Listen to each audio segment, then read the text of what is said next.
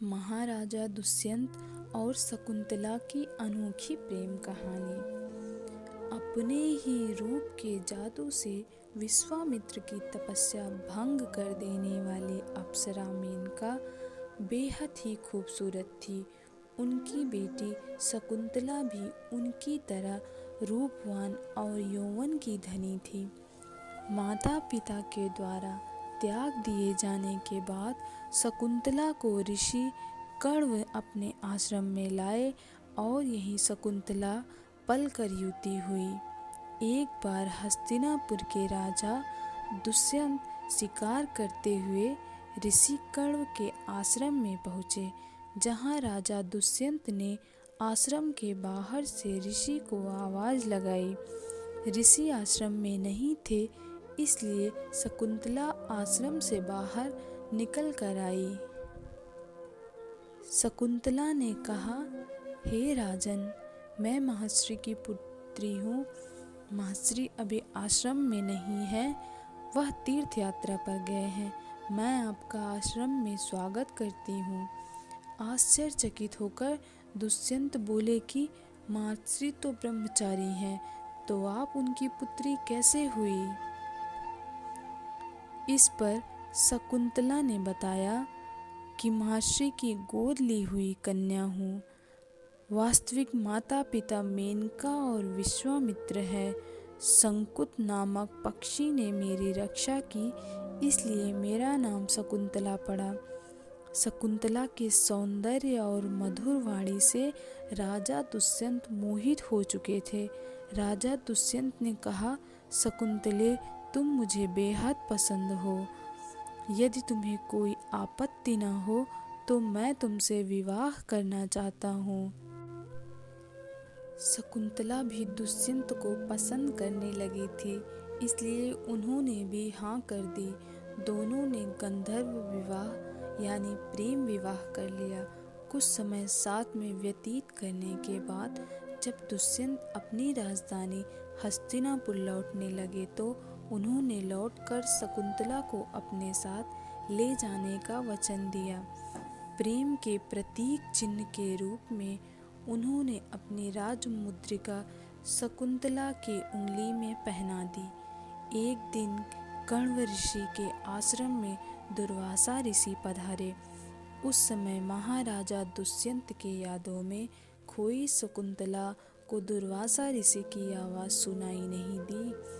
अपने क्रोध के लिए विख्यात ऋषि को लगा कि यह उनका अपमान है। उन्होंने उसी क्षण शकुंतला को श्राप दे दिया, जिस किसी के ध्यान में लीन होकर तूने मेरा निरादर किया है, वह तुझे भूल जाएगा। यह सुनकर शकुंतला का ध्यान टूटा तो उन्होंने ऋषि से क्षमा मांगी। ऋषि ने कहा, जिनकी याद में तुम खोई थी, उनका कोई प्रतीक चिन्ह होगा तो उस चिन्ह को देखकर उन्हें तेरी स्मृति हो जाएगी। ऐसा कहकर दुर्वासा ऋषि वहाँ से चले गए। कुछ दिनों बाद जब कण्व ऋषि तीर्थ यात्रा से लौटे तो शकुंतला ने उन्हें अपने गंधर्व विवाह के बारे में बताया। यह जानकर कण्व ऋषि ने कहा, बेटी, विवाह के पश्चात कन्या को अपने पति का घर ही शोभा देता है। अब तेरे पति का घर ही तेरा घर है। यह कहकर कण्व ऋषि ने शकुंतला को अपने शिष्यों के साथ हस्तिनापुर भिजवा दिया। रास्ते में एक आचमन करते वक्त शकुंतला की अंगूठी पानी में गिर गई और एक मछली ने उसे निगल लिया। कण्व ऋषि के शिष्यों के साथ शकुंतला महाराज दुष्यंत के दरबार में पहुंची। दुर्वासा ऋषि के श्राप के कारण दुष्यंत उन्हें भूल चुके थे। उन्हें साथ बिताए गए पल का कुछ भी याद नहीं था। वह शकुंतला को भला बुरा कहने लगे। उस समय शकुंतला की माता मेनका प्रकट होती हैं और शकुंतला को अपने साथ लेकर चली जाती हैं। लाने पर देवासुर संग्राम में उनकी सहायता करने दुष्यंत इंद्र की नगरी अमरावती आए।